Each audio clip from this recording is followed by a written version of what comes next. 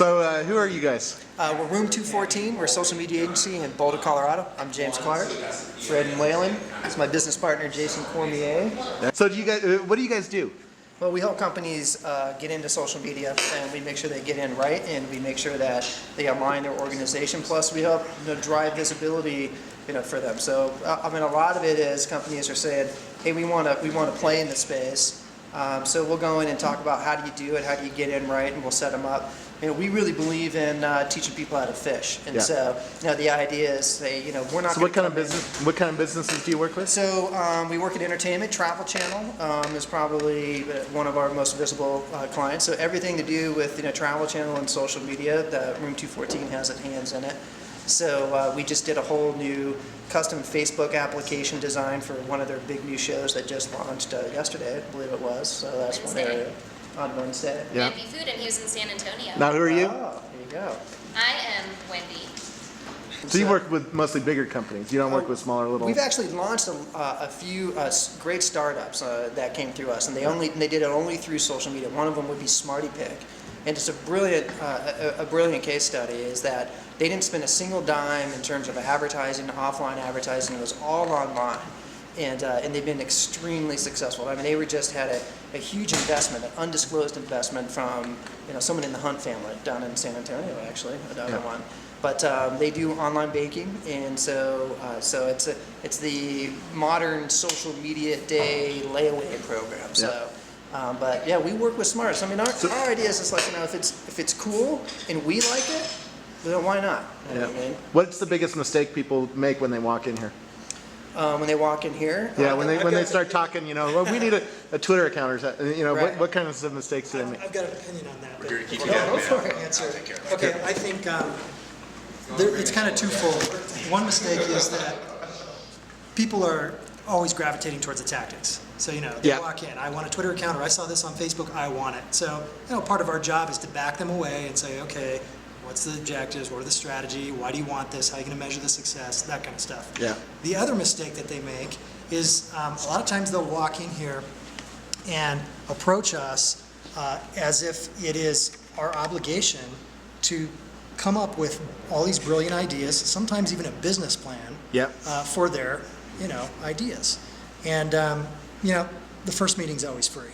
So we're happy to spend an hour with anybody who's willing to come and visit with us. A lot of times, though, it's like, okay, how are we going to set our next meeting, and how are you going to now develop all of your ideas on paper for us with proofs of concept? I mean, this is something that agencies deal with all the time, I think. Fortunately, we are not in the business of working for free, and we are not a nonprofit, and so that's a common mistake. And we just have to politely say, thanks for coming by. What are three things you have to do if you're going to do a Facebook app? Three things you have to do. Facebook page. If you're a celebrity or a brand or a store, what are three things you have to do? Well, I think the first thing is you have to look beyond the current functionality that Facebook offers now. I think that's probably the biggest thing. So what do you mean by that? Well, what I mean is there are limitations in Facebook, right? So let's say I want to do some kind of video strategy. Well, what happens when I'm dealing with the bugginess of video in Facebook? How do I overcome that? So maybe I can do something by integrating YouTube video within my Facebook. So that's an example. What if I want to bring RSS feeds, blog posts, Twitter integration into my Facebook? There's not necessarily an easy way to do that. Yeah. And so I think a lot of companies are focusing on Facebook application development, games, things like that. But how do you do something more practical that is just going to extend the natural viral capabilities of Facebook? So I mean that's one thing. I only mentioned one thing. Does anybody? I've got number two. All right. Is that okay? Yep. Number two is respond, right? A lot of mistakes that brands make is that they use Facebook as a push strategy. Just like any other marketing tool, they use it to push out content about their brand, and they ignore what their fans are saying. Or they try to get interactive and say, hey fans, what do you think about this? But then there's no other response to what fans are saying. And so that's really key, is when you enter social media at all, it doesn't have to be just Facebook, but Twitter, same thing. Yeah. You have to respond and you have to engage. It's got to be mutually beneficial for both the brand and the customer, otherwise it's not going to work. Yeah. I guess I'll throw number 3, and it kind of on top of number 2 is you got to have the resources Yeah. to do it right. And so a lot of times, as Wendy mentioned, that people will come in and think it's just another marketing channel, when in reality, they don't put the appropriate resources there. So the idea is, hey, you know what? If you're going to open this up, this idea of social media isn't, you just don't dip your toe into the stream. This current is moving fast, so you have to be able to handle the current that's currently there. And so, like we said, I mean, we teach people how to fish and how do they actually handle themselves in that area. So I think that's number one. You have to have the resources available and the right strategy to be able to, what do you want to be able to get out of it? What kind of, a lot of people are still wondering, what kind of results do you get from Twitter or Facebook or any of these things? What are you seeing? Are you seeing real business being done because of this? We are. Yeah, I mean, you've got, so the premiere of Man vs. Food, Man v. Food, just launched, Wednesday, right? So in coordinating efforts with some of Travel Channel's other agencies and along with our own social media work that we do for Travel Channel, we saw 50,000 fans added to the Man v. Food Facebook page inside of 24 hours, was it? Wow. So, which is incredible. So the question is, okay, great, that's neat. There's a community there, I guess, but how does that really translate to a return on investment, which is really your question. And it comes to, with Travel Channel, it's a real simple answer. It's like, how much of this traffic on Facebook is now going to Travel Channel web properties? And that's something that's very easily tracked. And of course, because advertising is a part of Travel Channel's business model, it's a clear benefit. Yeah. Part of it is influencers, what are key influencers? How do you measure the influence, the reach, the velocity, all kinds of fun buzzwords out there now. So that's part of it. At a very basic level, it's just quality versus quantity, right? And so, Wendy brought up the idea of just being able to respond.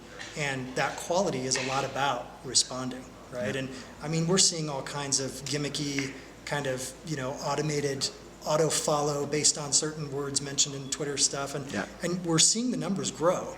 So those things, we can say they work to a certain extent if the goal is numbers, right? But when you look at the real advantage, I just unfollowed 106,000 people and I lost 7,000 followers, but I lost the bots. Right. People who are just following to be followed back. Well, and there's some things that we're doing actually to track in interaction within Twitter and Facebook. Facebook has their insights, which aren't great, but they're there, and it shows you what fans are doing on the page as far as video views, commenting, that kind of thing. On Twitter, a strategy that we use is Bitly links. When we're posting things, we're using Bitly links to link back to our content, and then we're able to show, if it's Travel Channel and we're linking back to content on their page about Man v. Food, we're able to track how many people are actually clicking on our links and viewing that content. And that's what it's about. So if you're getting a bunch of people following you, but they're not doing anything after that, it's just, they want a follow back, then that doesn't do anything for your brand. But if we can show them, here's how many Twitter followers you have, here's how many clicks this link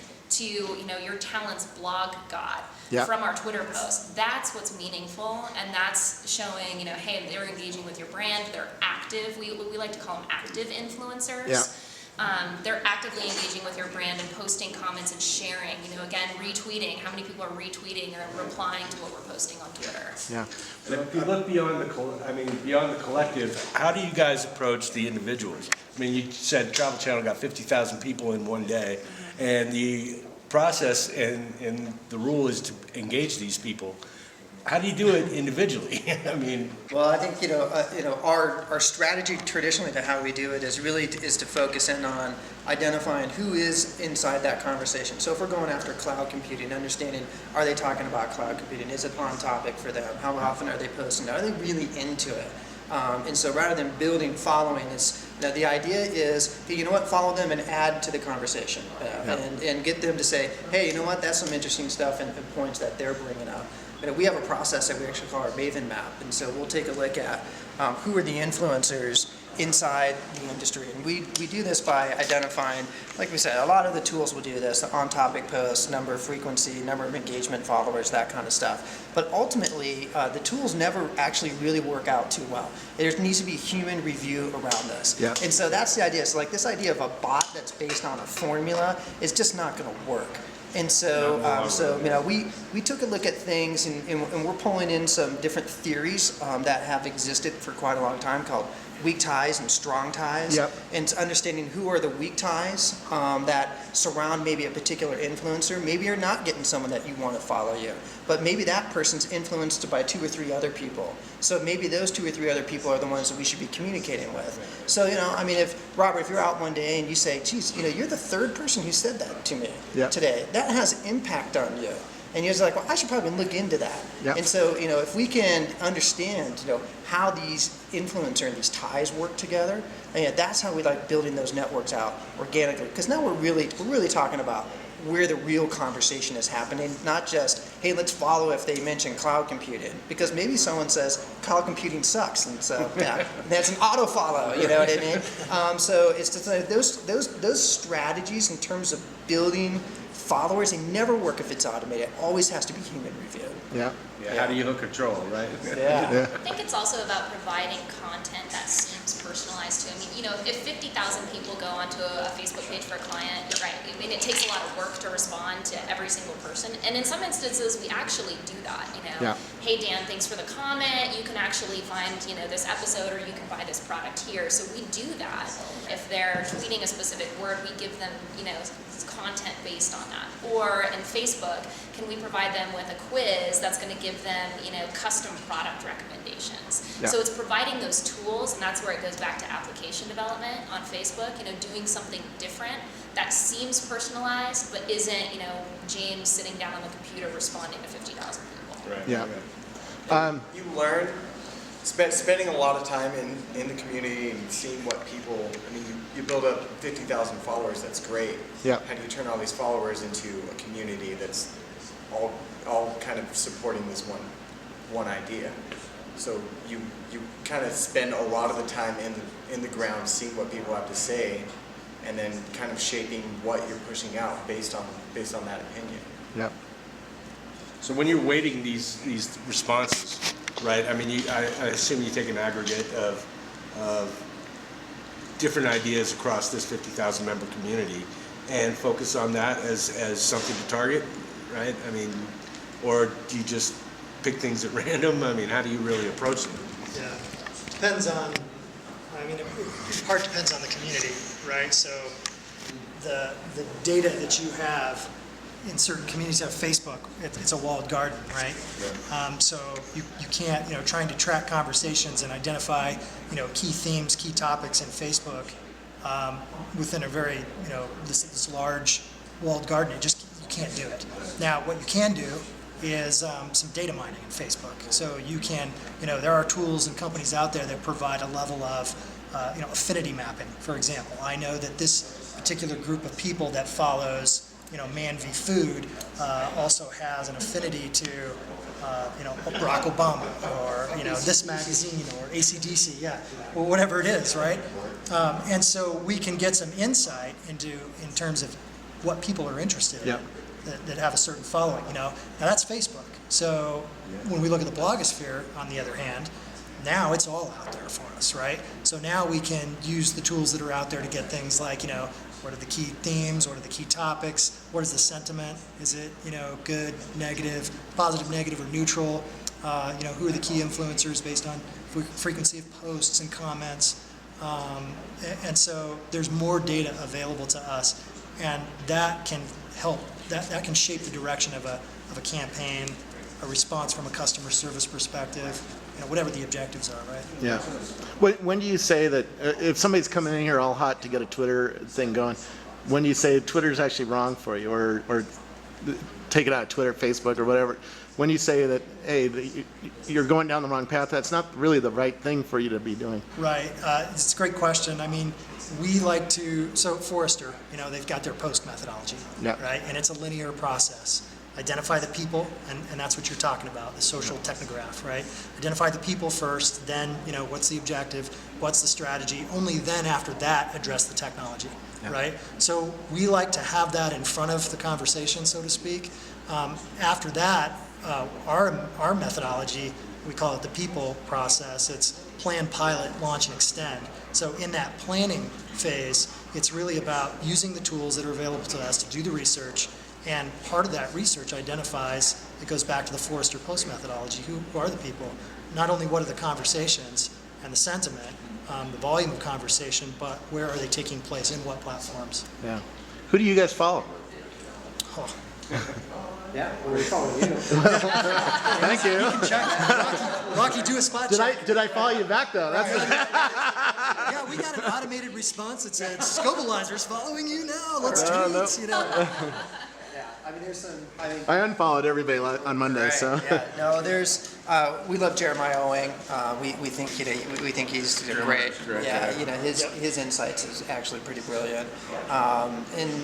You know, I think there's obviously in our industry, we have to be following Mashable, we have to be following TechCrunch, we have to be staying on top of that, we have to be following you. Yeah. And then, I mean, I like Guy Kawasaki. We follow Brian a lot Solis. of. Brian Solis is pretty, you know, Yeah. he's a great guy, pretty brilliant around that area. You know, Chris Brogan, another guy. I think he's a good Yeah. thought leadership. Yeah, he's awesome. I mean, he lays it out there. We love that. And so, you know, WOMA is another one we really love from an organizational perspective that presents a lot of good concepts and a lot of really solid background. We follow them pretty regularly. Now, I mean, and I say we, it's just like, you know, there's not a standard across who follows what. I'm just saying Yeah. me. Well, I Have you guys analyzed your own following behaviors to see That's pretty, we never have. no. Yeah. I was usually actually- like, who do you follow? I was creating my own alt-top, you know, say I'm late to the party or whatever, my alt-top last night, and I actually noticed you guys Yes. were the top left result. Oh, really? And I was like, oh, hey, Building 43, I'll follow these guys. Yeah. So I just thought that was interesting. No, that's awesome. I didn't even. Yeah, you're at the very top. Anything else that you guys would like to share with us about what businesses are doing right, or what turns you guys on right now in terms of what people are doing with the social media? Yeah, I mean, I think, you know, one thing that we take a look at is, you know, how do you build trust online? I know Chris talks about this, and I think he has Trust Agents coming out relatively soon or something, his new book. But you know, we have a process where we take a look at who are those influencers, how do you build trust, and then how do you take that into loyalty. So for Smarty Pig, for example, so Smarty Pig originally, you know, their concept was, hey, you know what, if you're going to buy that $2,000 HD TV, you know, if you put it on a credit card, it's going to cost you X amount of dollars because the average American carries X amount of credit card debt, that kind of thing. And so, so their original thought was they would go out from a product perspective, and they were probably just kind of throwing that around. But you know, what reality was, what we were finding out when we did the research is that a lot of these people who are looking for cost conscious, you know, they're following personal finance bloggers. So the best way that I've seen this explained before is the idea of it's maternal. And so the more maternal we can make the people who engage with our brands, you know, the more loyalty that will follow. So for instance, and it's explained this way, there's two kind of really bad singers that go on to American Idol. There's the bad singers who know they're bad and they're looking to get fame from it. And there's bad singers who don't know they're bad. The don't know they're bad singers, Simon Cowell asks them every single time, who told you could sing? And the answer is always, my mom. And so, you know, the idea is if we can go after and identify through that maven map process, who are these influencers? And then we build the trust by going out and saying, hey, you know what, we're going to launch a product or a service. We'd like your feedback on that. And if you take that feedback, you incorporate it into the product. So you make, you know, you put their genetic code into your own product. Now, when you give birth to that product, and if their genetic code is in it, they're going to turn into loyal customers of you.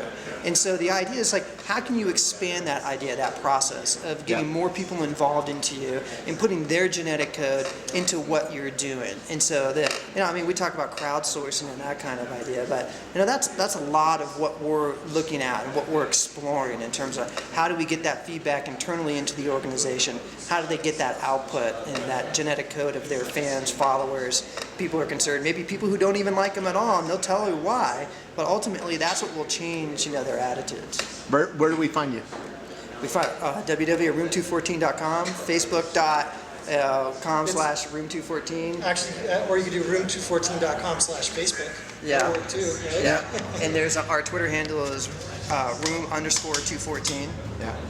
I'm at James O. Clark. At Brandon Sings. At W. Hofstetter, which you'll never be able to spell right, so look me up on room214.com. Very cool. At Jason Cormier. Yeah. Crater.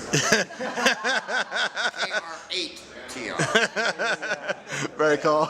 Well, thanks, guys. Thank you. That's great.